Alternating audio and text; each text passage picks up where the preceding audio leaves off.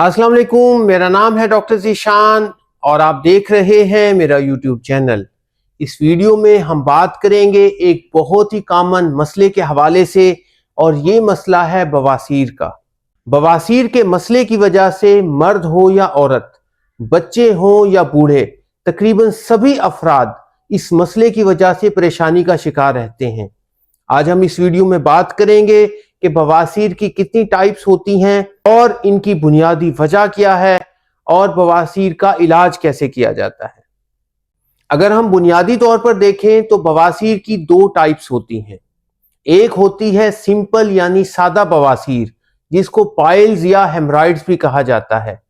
Simple बवासीर में basically मरीज को इब्तदाई तौर पर पखाने वाली जगह से ब्लीडिंग होती है स्टूल पास करने के बाद, और आहिस्ता आहिस्ता मस्से यानी मोके बाहर आना स्टार्ट होते हैं। लेकिन इस बवासीर में मरीज को किसी किस्म की कोई दर्द, तकलीफ, चुभन और जलन का सामना नहीं करना पड़ता। जो दूसरी बवासीर होती है इसको बादी बवासीर या एनल फिशर कहा जाता है। इस बवासीर में बेसिकली मरीज को पखाना करने के बाद बहुत ज्यादा दर्द, तकलीफ और चुभन का सामना करना पड़ता है। बादी बवासीर या एनल फिशर के अंदर दर्द के अलावा हल्की फुल्की ब्लीडिंग हो सकती है, लेकिन इस बवासीर में मरीज को मेनली दर्द और तकलीफ का सामना करना पड़ता है। चाहे सादा बवासीर हो या बादी बवासीर यानी एनल फिशर, दोनों मसलों की सबसे बुनियादी वजह कब्ज और पखाने का सख्त आना है। अब सबसे पहले हम आम बवासीर यानी पाइल्स के हवाले से बात करते हैं। अगर हम देखें तो पखाने वाली नाली के अंदर 3 से 4 मकामात पर अंदरूनी मस्से पाए जाते हैं। इनको एनल कुशन्स कहा जाता है। ये हर इंसान के अंदर पाए जाते हैं। जिन लोगों को कब्ज की शिकायत हो या जो लोग वॉशरूम करते वक्त ज्यादा जोर लगाते हैं, तो उसकी वजह से ये जो अंदरूनी एनल कुशन्स होते हैं ये आहिस्ता आहिस्ता मोटे होना स्टार्ट हो जाते हैं और इब्तदाई तौर पर इनसे खून के कतरे गिरते हैं। तो शुरू में मरीज को इन अंदरूनी मस्सों से ब्लीडिंग होती है और खून के ड्रॉप्स गिरते हैं, लेकिन इस ब्लीडिंग के साथ मरीज को किसी किस्म की कोई दर्द और तकलीफ का सामना नहीं करना पड़ता और ये ब्लीडिंग बिल्कुल ताज़ा खून के कतरों की सूरत में आती है और ये आम तौर पर पखाना करने के बाद खून के कतरे गिरते हैं। आहिस्ता आहिस्ता ये अंदरूनी मस्से मजीद बड़े होना स्टार्ट हो जाते हैं और जब मरीज पखाना करने के दौरान जोर लगाता है तो ये मस्से बाहर आ जाते हैं।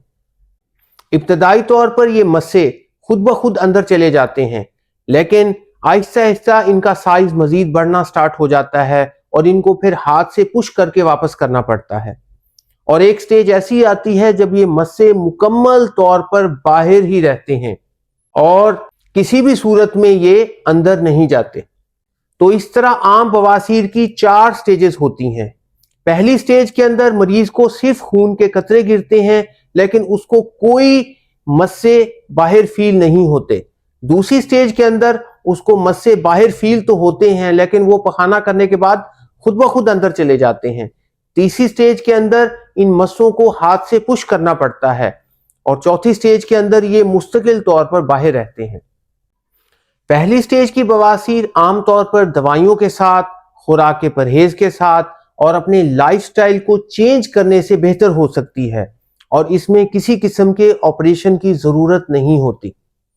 मरीज को हम ये एडवाइस करते हैं कि उसको किसी सर्जन को लाजमी चेक करवाना चाहिए ताकि ये कंफर्म हो सके कि उसको ये सिंपल बवासीर है या खुदा ना खास्ता कोई और बवासीर से मिलती जुलती खतरनाक बीमारी तो नहीं। अगर सर्जन ये डायग्नोज करता है कि मरीज को इब्तदाई स्टेज की बवासीर है तो उसको कुछ दवाइयों के साथ, खुराक के परहेज के साथ और लाइफस्टाइल को चेंज करने से बेहतर किया जा सकता है। बवासीर वाले मरीजों को कब्ज का खास ख्याल रखना चाहिए।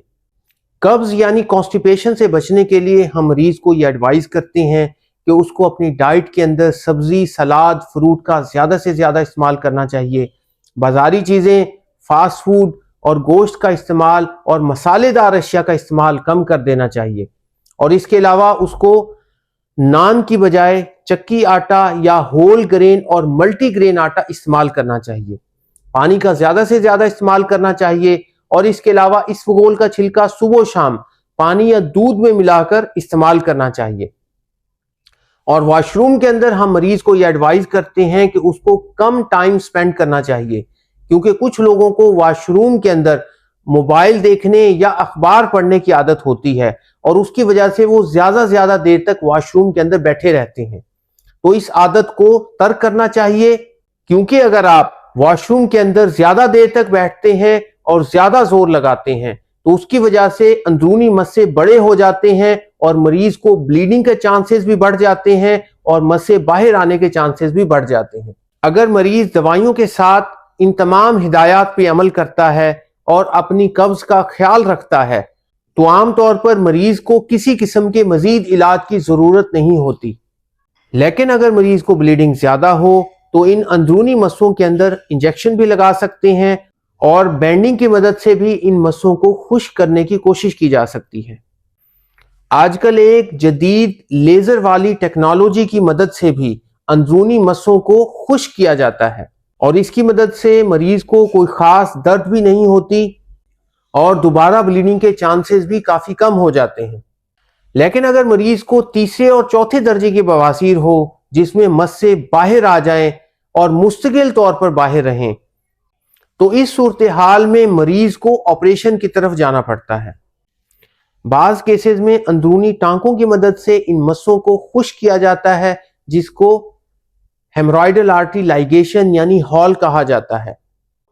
لیکن اگر زیادہ بڑے مسے ہوں تو ان کو آپریشن کی مدد سے کاٹ کر ریموو کیا جاتا ہے۔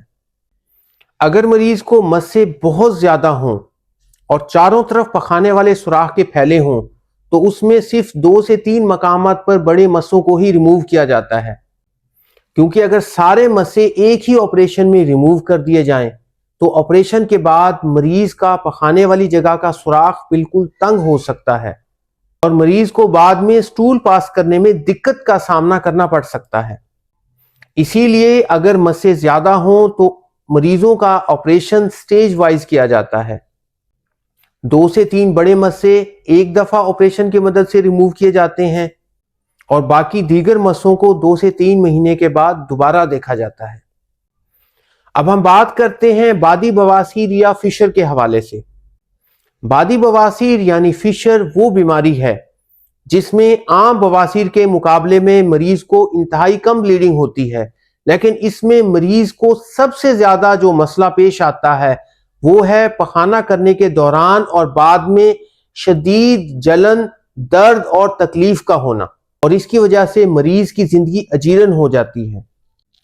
اس مسئلے کی بھی سب سے بنیادی وجہ قبض یعنی کانسٹیپیشن ہے۔ اکثر یہ مسئلہ خواتین کے اندر نارمل ڈیلیوری یا سیزیرین آپریشن کے بعد بن جاتا ہے، کیونکہ ڈیلیوری کے بعد مریض کا چلنا پھرنا کم ہوتا ہے اور اس کو اکثر قبض کی شکایت ہو جاتی ہے۔ اس مسئلے کی سب سے بنیادی وجہ قبض یعنی کانسٹیپیشن ہے۔ پخانے والی نالی کے اندر جب سخت پخانہ جم کر ہارڈ ہو جاتا ہے اور جب وہ باہر آتا ہے تو پخانے والے سوراخ کے اوپر کٹ لگ جاتا ہے، گہرا زخم آ جاتا ہے۔ اس کٹ کے لگنے کی وجہ سے سوراخ کے دونوں طرف پائے جانے والے سفنکٹرز یعنی پٹھے ٹائٹ ہو جاتے ہیں۔ اس کے بعد مریض جب بھی سٹول پاس کرتا ہے تو پخانے کا ابتدائی پارٹ سخت ہونے کی وجہ سے وہ زخم کو مزید رگڑ لگاتا ہے اور مریض کو اس کی وجہ سے شدید جلن اور درد کا سامنا کرنا پڑتا ہے۔ فشر والا مسئلہ مریض کے لیے ذہنی اذیت کا باعث تو ضرور ہوتا ہے، لیکن یہ خدا نخواستہ کوئی جان لیوا بیماری نہیں ہوتی۔ ابتدائی طور پر ہم مریض کو یہ ایڈوائز کرتے ہیں کہ اس کو خوراک کے پرہیز کے ساتھ اپنی قبض کا خیال رکھنا چاہیے۔ مختلف سیرپ مارکیٹ میں پائے جاتے ہیں جن کو استعمال کر کے اپنی قبض کو بہتر کیا جا سکتا ہے، اور اس کے علاوہ ہم مریض کو ایڈوائز کرتے ہیں کہ اس کو دن میں 3 سے 4 دفعہ سٹس بات لینے چاہیے۔ سٹس بات لینے کا یہ طریقہ کار ہوتا ہے کہ ایک ٹب کے اندر نیم گرم پانی کے اندر تھوڑی سی پائیوڈین یا ڈیٹول ڈال کر 15 سے 20 منٹ کے لیے بیٹھا جائے۔ سٹس بات مریض کو دن میں 3 سے 4 دفعہ لینا چاہیے۔ سٹس بات لینے کے بعد مریض لیٹ کر پخانے والی جگہ پر کچھ خاص قسم کی کریم ملتی ہیں وہ انگلی کی مدد سے پخانے والی جگہ پر لگانی چاہیے۔ اگر مریض اپنی قبض کا خیال رکھتا ہے، سبزی، سلاد، فروٹ کا زیادہ استعمال کرتا ہے، اسبگول کا چھلکا استعمال کرتا ہے، سٹس بات لیتا ہے اور دوائی کا استعمال کرتا ہے، تو عام طور پر 4 سے 6 ہفتے کے اندر مریض کو اس مسئلے سے نجات مل جاتی ہے۔ لیکن اگر مریض کا مسئلہ زیادہ پرانا ہو یا اس کو درد کی شدت زیادہ ہو تو اس کے بعد ہم مریض کو پخانے والی جگہ کے اوپر ایک خاص قسم کے انجیکشن لگاتے ہیں جن کو بوٹاکس انجیکشن کہا جاتا ہے۔ ان انجیکشن کا فائدہ یہ ہوتا ہے کہ پٹھے ریلیکس ہو جاتے ہیں، سوراخ اوپن ہو جاتا ہے اور مریض کو پخانہ کرنے میں دقت کا سامنا نہیں کرنا پڑتا اور فشر یا زخم آہستہ آہستہ بھرنا سٹارٹ ہو جاتا ہے۔ اگر بوٹاکس کے انجیکشن سے بھی مریض کا مسئلہ بہتر نہ ہو رہا ہو تو پھر آخری علاج آپریشن ہے۔ آپریشن کی مدد سے جو پٹھے ٹائٹ ہو جاتے ہیں ان کو ریلیکس کیا جاتا ہے، سوراخ کو اوپن کیا جاتا ہے، زخم کی صفائی کی جاتی ہے۔ آپریشن کے چند دنوں کے بعد مریض بہتر محسوس کرنا سٹارٹ کر دیتا ہے۔ آپریشن کے بعد اگر مریض اپنی قبض کا خیال رکھتا ہے تو اس کو دوبارہ اس مسئلے کا سامنا نہیں کرنا پڑتا۔ بہرحال مریض کو عام بواسیر ہو یا باطی بواسیر یعنی فشر کا مسئلہ، دونوں صورتوں میں اس کو کسی ماہر سرجن کو لازمی چیک کروانا چاہیے۔ دونوں مسئلے کسی بھی صورت میں جان لیوا نہیں، لیکن یہ مریض کے لیے ذہنی اذیت کا باعث ضرور ہوتے ہیں اور ڈر، خوف اور شرم کی وجہ سے مریض اپنا معائنہ کرانے سے بھی گھبراتے ہیں۔ لیکن مریضوں کو بالکل بھی اپنا معائنہ کرانے سے نہیں کترانا چاہیے، کیونکہ عام بواسیر اور باطی بواسیر سے ملتی جلتی دیگر خطرناک بیماریاں بھی پخانے والی جگہ پر ہو سکتی ہیں جو کہ مریض کے لیے خدا نہ خواستہ جان لیوا ثابت ہو سکتی ہیں۔